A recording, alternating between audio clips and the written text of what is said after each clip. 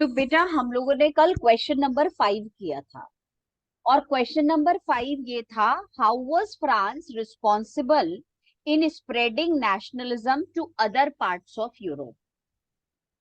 हमने पढ़ा, the French revolutionaries declare that it was the mission and the destiny of the French nation to help peoples of Europe to free from despotism. हम सबको free कर देंगे despotism से। The students और educated class जो थी फ्रांस की, middle class began setting up Jacobin clubs. उन्होंने बेटा जैकोबिन क्लब्स बनाने शुरू कर दिए दूसरे कंट्रीज में, नीदरलैंड्स में, इटली में, जर्मनी में, जो पास पास के देश थे, in other European countries. Their activities prepared the way for French armies. और बेटा जब वो लोगों का ब्रेन वॉश कर देते थे तो फ्रांस की आर्मी आ जाती थी और उसके ऊपर अटैक कर देती थी। With the break of the revolutionary wars the French armies began to enter the nation.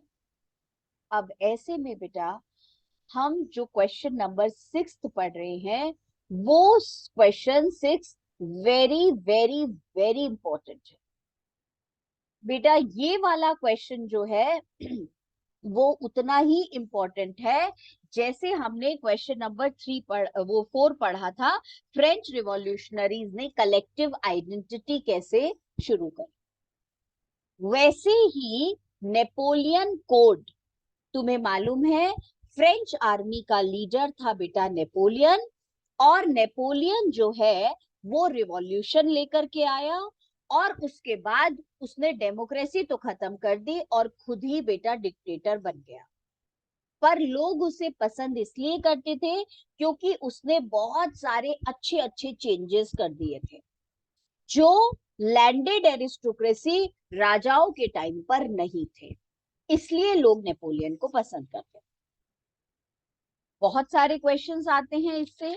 अगर तुम देखोगे तो इसमें हमारे पास कम से कम 13 हमने बेटा बातें लिखी हैं जो नेपोलियन चेंजेस लेके आया था, और आपको इसमें से कोई भी 7-8 करनी है। पढ़ना सबको है ताकि एमसीक्यूज में गड़बड़ ना हो जाए, एजर्शन और रीजनिंग में गड़बड़ ना हो जाए, पर हमें याद सिर्फ और सिर्फ 7-8 करनी है। हमारा क्वेश्चन है, what were the reforms that Napoleon introduced. Reforms का मतलब चेंजेस। नेपोलियन ने कौन कौन से चेंजेस इंट्रोड्यूस करे। Introduction, Napoleon return to monarchy, उसने बेटा वही राजा बन गया वो, and destroyed democracy in France, और डेमोक्रेसी वो ग्रुप ऑफ सिटीजन्स तो बेटा बने ही नहीं वहां के लीडर्स। यट का मतलब फिर भी, he made the system of administration more efficient by introducing revolutionary principles. पर बेटा रिवॉल्यूशनरी प्रिंसिपल्स का मतलब ग्रेट थ्योरीज उसने अप्लाई करी और लोगों को बहुत पसंद आने लगा वो। अब कौन कौन से चेंजेस थे वो देखो, 13 है, एक एक करके पढ़ते हैं। The Civil Code of 1804, known as the Napoleonic Code. बेटा 1804 में नेपोलियन ने अपना एक कोड लेके आया। सिविल का मतलब होता है सिटीजन्स, कोड का मतलब बेटा रूल्स। इसको उसने नाम दिया नेपोलियनिक कोड क्योंकि वही लेके आया था। इट डिड अवे का मतलब लिखो रिमूव। इस नेपोलियनिक कोड ने बेटा रिमूव कर दिया all the privileges based on birth. Privileges का मतलब बेटा स्पेशल राइट्स, स्पेशल फैसिलिटीज जो राजाओं को मिलती थी। It did away with all privileges based on birth. Napoleonic code established equality before the law, law के सामने सब इक्वल हैं, ये बहुत अच्छा हो गया। It gave the right to property, और बेटा पहले सिर्फ प्रॉपर्टी किसके पास होती थी, लैंडेड एरिस्टोक्रेसी के पास, राजाओं के पास। नेपोलियनिक कोड में उसने परमिशन दे दी, जो चाहे वो अपनी प्रॉपर्टी खरीद सकता है, जमीन। दिस कोड, और बेटा नेपोलियन ने ये जो चेंजेस लेके आया, ये सिर्फ फ्रांस में ही लिमिटेड नहीं थे। जहां जहां नेपोलियन ने कॉन्कर किया था उन देशों को, जैसे नीदरलैंड्स हुआ, स्विट्जरलैंड हुआ, वहां वहां जर्मनी हुआ, सब जगह उसने यही वाले बेटा चेंजेस एडमिनिस्ट्रेशन के लिए कर दिए। This code was exported to the regions under French control. French control में कौन कौन से रीजन्स थे? Dutch Republic, Switzerland, Italy, Germany. बेटा 6th पॉइंट, ये जो नेपोलियनिक कोड था, इट सिंप्लीफाइड एडमिनिस्ट्रेटिव डिविजन्स, और बेटा एडमिनिस्ट्रेशन इजी कर दिया। It abolished the feudal system, बेटा वो जो जमींदारों वाला सिस्टम था वो भी रिमूव कर दिया। अब ऐसा नहीं होगा जिसकी जमीन होगी वो खेती करेगा, ऐसा नहीं कि वो जमींदारों से जमीन ले रहा है। It freed peasants from serfdom. Serfdom का मतलब स्लेवरी। बेटा बड़े बड़े जो ये लैंडलॉर्ड्स होते थे वो इन पीजेंट्स को, इन किसानों को गुलाम बना के खेती करवाते। नेपोलियन ने वो भी खत्म कर दिया। It freed peasants from manorial dues. Manorial मतलब लैंडलॉर्ड। लैंडलॉर्ड को कोई पेमेंट नहीं करना, कोई ड्यू नहीं देना। इन द टाउन्स, और बेटा शहरों में, गांव में तो 3 चीजें करी। उसने फ्यूडल सिस्टम खत्म कर दिया, सर्फडम खत्म कर दिया, उसने बेटा मेनोरियल ड्यूज खत्म कर दिए। और शहरों में, in the towns, guild restrictions were remove. Guild restriction, वो ट्रेड के लिए कोई रेस्ट्रिक्शन नहीं, आराम से जहां जाओ अपना माल बेचो। ट्रांसपोर्ट एंड कम्युनिकेशन सिस्टम्स को इंप्रूव कर दिया। तो सारी बहुत अच्छी अच्छी चीजें कर दी। Peasants, artisans, workers, businessman enjoyed a new found freedom। उन्हें तो बेटा ये सारी फ्रीडम बहुत अच्छी लग रही थी। They realized, इन लोगों को समझ आ गया that यूनिफॉर्म लॉज, देश में अगर सेम कानून है, स्टैंडर्डाइज्ड वेट्स एंड मेजर्स, बेटा नहीं तो पुराने जमाने में हर राजा महाराजा के किंगडम में अलग अलग वेट और मेजरमेंट होते थे। बड़ा परेशान होता था बेटा जो व्यापारी होता था, जो बिजनेस वाला होता था, सामान लेके जाए, एक किंगडम में जाए, वहां मेजरमेंट कराए सारा सामान का, फिर दूसरे में जाए, फिर वेट कराए, फिर उसे टैक्स दे, तो बड़ा परेशान होता था। अब उन्हें बड़ा अच्छा लगने लगा। They realized that uniform laws, standardized weights and measures, common national currency would facilitate trade of goods। Facilitate का मतलब मेक इजी, और जब करेंसी एक हो जाएगी तो बहुत आसान हो जाएगा फिर तो बिजनेस करना। ठीक है, अब हम आते हैं बेटा क्वेश्चन नंबर 7। तो क्वेश्चन नंबर 6 हमारा very very very important. Question number 7, explain the reactions of the local population to the French rule in the areas conquered by Napoleon। इस क्वेश्चन के आगे आप सिर्फ लिखो वेरी इंपॉर्टेंट, और नहीं। अब बेटा जो हमने पढ़ा, डच रिपब्लिक जिसे आप नीदरलैंड्स बोलते हो, स्विट्जरलैंड, बेटा इटली, जर्मनी, जहां जहां ये जो हमारा नेपोलियन अपना कंट्रोल करा हुआ था, वहां के लोग बेटा शुरू में तो बड़े खुश हुए। अरे वाह, कितने बढ़िया बढ़िया चेंजेस हो गए, ना फ्यूडल सिस्टम है, ना गिल्ड रेस्ट्रिक्शन है, बहुत अच्छा लगा, इक्वालिटी बिफोर लॉ है। पर बेटा बाद में लोगों को पता चला कि नेपोलियन को तो अपनी आर्मी बढ़ानी है। नेपोलियन तो जबरदस्ती आर्मी में सोल्जर्स को भर्ती करता है। और बेटा तब लोगों को लगा नेपोलियन हमें चेंजेस तो दे रहा है एडमिनिस्ट्रेशन में, पर नेपोलियन हमारी फ्रीडम भी छीन रहा है। तो बेटा आपसे पूछते हैं, लोकल पीपल की मिक्स्ड फीलिंग्स थी नेपोलियन के लिए। पहले तो बड़े खुश हुए, एडमिनिस्ट्रेटिव चेंजेस आ गए। बाद में जब पता चला नेपोलियन वॉर के लिए जबरदस्ती सोल्जर्स को आर्मी में भरता है, लोगों को, लड़कों को जबरदस्ती आर्मी ज्वाइन करवाता है, टैक्सेस लेता है, क्योंकि बेटा वॉर के लिए तो पैसे की जरूरत है, तो वॉर के लिए पैसे की जरूरत का मतलब टैक्स लगेंगे बेटा, और ये सारी चीजें फिर उन्हें बुरी लगने लगी, तो बाद में वो नेपोलियन को हेट करने लगे। The reactions of the local populations to French rule was mixed. Initially का मतलब in the beginning, the French armies were welcomed as harbingers of liberty. बेटा harbingers का मतलब messengers of liberty. तो उन्हें लगा फ्रेंच आर्मी तो हमारी लिबर्टी फ्रीडम लेकर के आई है, उसका मैसेज लेके आई है। But soon it turned to hostility. Hostility का मतलब हेट। बहुत जल्दी बेटा हेटफुल हो गया सब कुछ, अच्छा नहीं लगता था अब है Napoleon. The new administrative arrangements did not go hand in hand with political freedom. तो बेटा जो एडमिनिस्ट्रेशन के चेंजेस थे, हैंड इन हैंड का मतलब not same as the freedom. तो हमारी फ्रीडम तो खत्म हो गई। इंक्रीज टैक्सेशन कर दिया, सेंसरशिप लगा दी, कोई अपनी बात नहीं बोल सकता। फोर्स्ड कॉन्स्क्रिप्शन कर दी।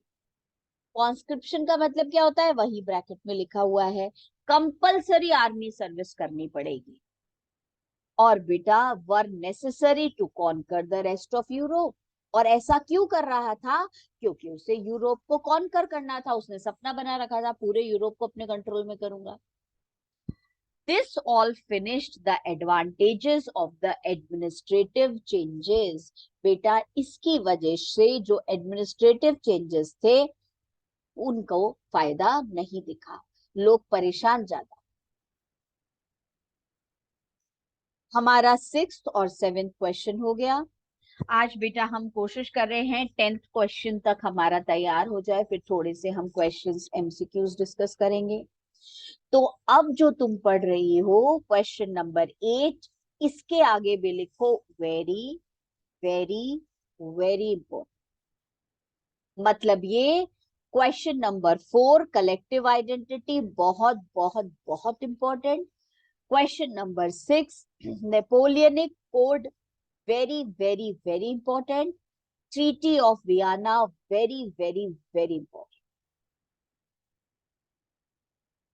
अब बेटा 1804 के बाद 1815 में ये नेपोलियन आगे बढ़ता चला जा रहा है, यूरोप के कंट्रीज को, जर्मनी को, इटली को, बेटा पोलैंड तक उसकी जो है आर्मी पहुंच गई।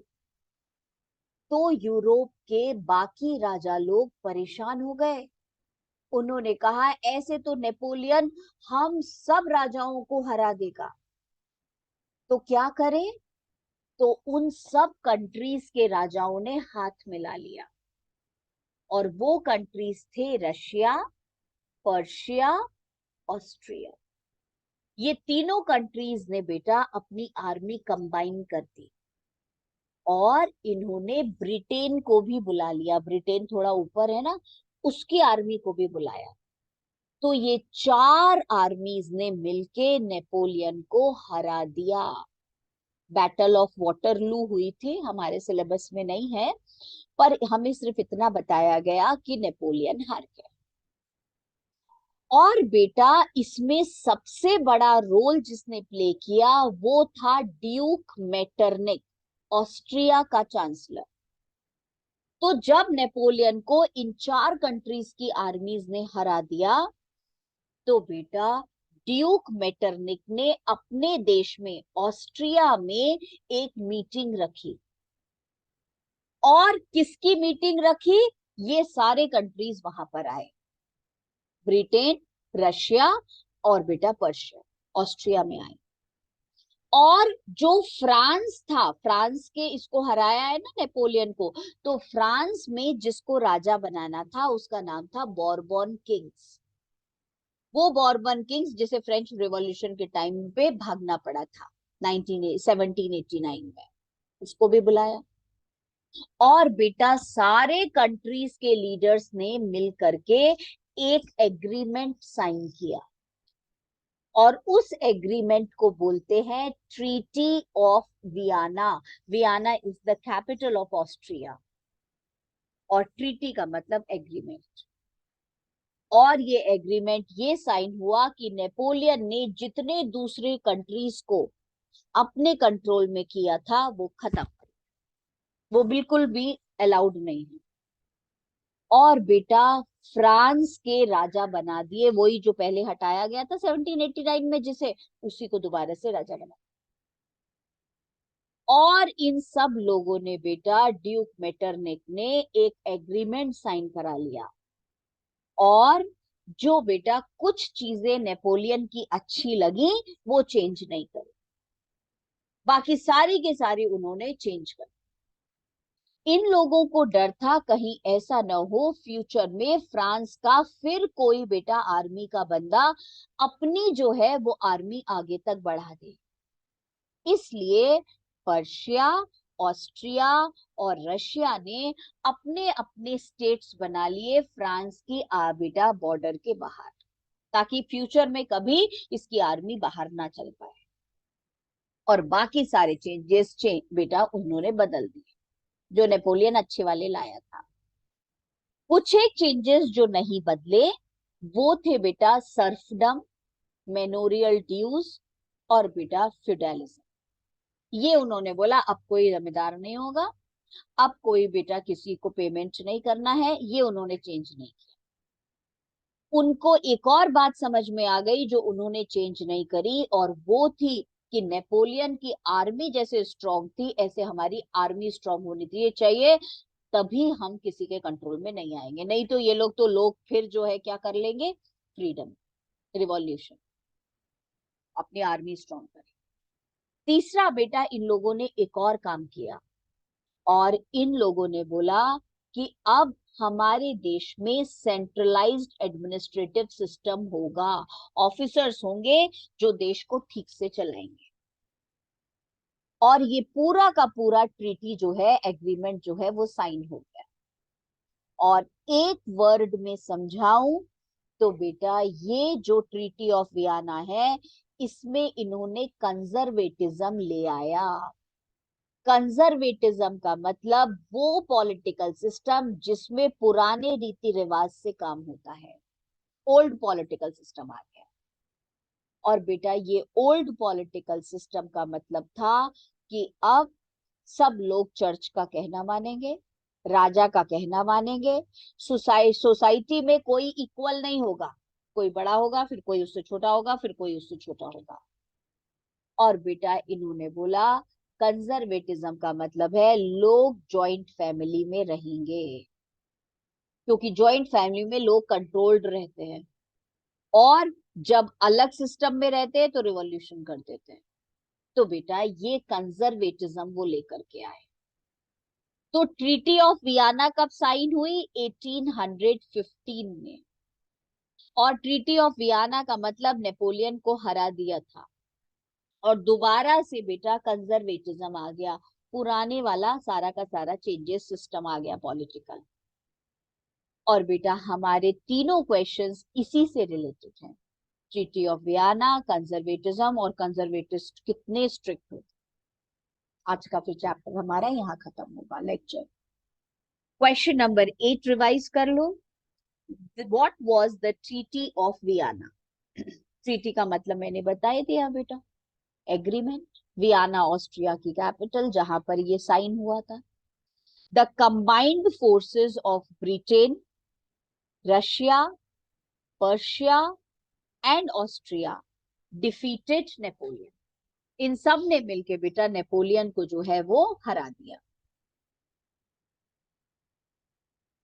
In 1815, the representatives of these countries, representatives मतलब leaders, met at Vienna to draw up a settlement for Europe. Europe के लिए बेटा एक सेटलमेंट कर लिया इन लोगों ने। द कांग्रेस, बेटा कांग्रेस का मतलब लिखो, the gathering, the meeting was hosted by the Austria का चांसलर ड्यूक मेटरनिक। बड़ा इंपॉर्टेंट है, अभी 3-4 बार इसका नाम पढ़ना पड़ेगा, 3 बार ही, एक बार पढ़ लिया 2 बार और। The treaty of Vienna was drawn up to undo, undo का मतलब लिखो to remove the changes that had come in Europe during the Napoleonic war. Napoleon के टाइम पे जो भी चेंजेस आए थे उसको रिमूव कर। द बॉर्बन डायनेस्टी, बेटा वो बॉर्बन किंग्स थे, deposed during the French revolution. Deposed का मतलब थ्रोन अवे, जिसे फेंक दिया था उठा करके बॉर्बन राजाओं को, वॉज रिस्टोर्ड टू पावर, उन्हें फिर से फ्रांस का बेटा राजा बना। 6th point, France lost the territories it had annexed under Napoleon. Annexed का मतलब ज्वाइन, और जो आसपास के देश की टेरिटरी अपने में मिलाई थी वो सब हटा दी, क्योंकि वो नेपोलियन ने करी थी। 7th point, a series of states were set up on the boundaries of France to prevent French expansion in future. Future में कहीं फ्रांस एक्सपेंड ना करे अपनी टेरिटरी, तो वहां इन सारे बेटा कंट्रीज ने मिलके, तीनों कंट्रीज ने मिलके अपने अपने स्टेट बना लिए। द जर्मन कॉन्फेडरेशन, और जर्मनी के 39 स्टेट्स को जीत लिया था बेटा इसने, नेपोलियन ने, उसे इन लोगों ने एज इट इज रहने दिया। The German confederation of 39 states set up by Napoleon was left untouched, क्योंकि उससे तो इनको फायदा होता था। The main intention was to restore monarchy, और बेटा ट्रीटी ऑफ वियना के बाद दोबारा से मोनार्की, राजा वाला सिस्टम ले आए, and create a new conservatism in Europe. और यूरोप में बेटा कंजर्वेटिज्म आ गया। कंजर्वेटिज्म क्या होता है वो ही नेक्स्ट क्वेश्चन में बहुत हमने बेटा डिटेल में पढ़ा है। What was the conservatism after 1815? इस क्वेश्चन के आगे लिखो वेरी वेरी इंपॉर्टेंट, 2 बार वेरी लगाओ। तो कंजर्वेटिज्म क्या था बेटा? After the defeat of Napoleon in 1815, European governments were driven by a spirit of conservatism. सब लोग कंजर्वेटिज्म की बात कर रहे हैं। कंजर्वेटिज्म क्या होता है? The conservatism means a political philosophy, बेटा फिलोसॉफी मतलब theory, that stressed the importance of tradition. वो पॉलिटिकल थ्योरी जो स्ट्रेस करती है, जो फोकस करती है पुराने रीति रिवाजों पे, ट्रेडिशन। इन्होंने कौन कौन सी पुरानी चीजें लेके आई कंजर्वेटिज्म में? दे रीएस्टेब्लिश द ट्रेडिशनल इंस्टीट्यूशंस, जैसे मोनार्की, राजा वाला सिस्टम ले आए, चर्च को बेटा इंपॉर्टेंस देना है, सोशल हायरार्की, हायरार्की मतलब ऑर्डर, और बेटा साथ में इन्होंने बोला प्रॉपर्टी सिर्फ राजा लोग खरीदेंगे, and the family, joint family. ये सब ट्रेडिशंस के बेसिस पे ये लेके आए बेटा। ये जो कंजर्वेटिव्स थे, 4th point, they continued with the modern art. और जो उसको इन्होंने चेंज नहीं किया, नेपोलियन की चीजें इन्हें अच्छी लगी, एक तो बेटा वो जर्मन कॉन्फेडरेशन ऑफ 39 स्टेट्स को चेंज नहीं किया। और क्या चेंज नहीं किया?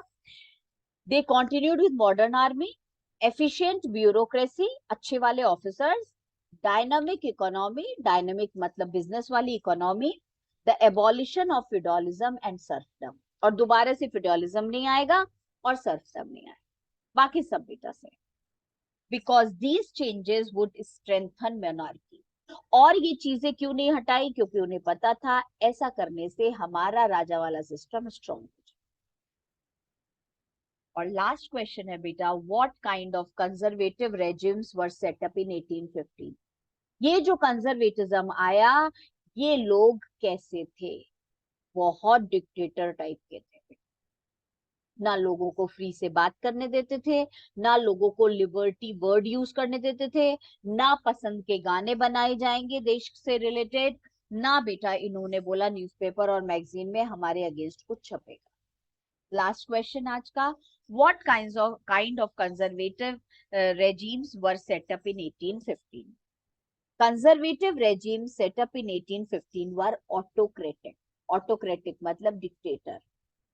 They did not tolerate criticism. Criticism तो बेटा बर्दाश्त ही नहीं होता था। They did not tolerate dissent. Dissent का मतलब अपने ऑफिसर्स के अगेंस्ट भी कुछ नहीं सुनते थे। They curbed activities. बेटा curbed का मतलब controlled activities that questioned autocratic government। और कोई अगर बेटा राजाओं के अगेंस्ट बोलता था, उसकी जो एक्टिविटीज बंद कर देते थे।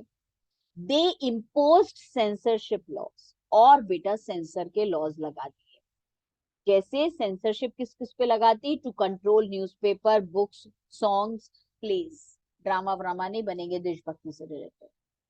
दे imposed censorship on ideas of liberty, और फ्रीडम की तो कोई बात ही नहीं करती, तो लोगों को ऐसे कंट्रोल कर।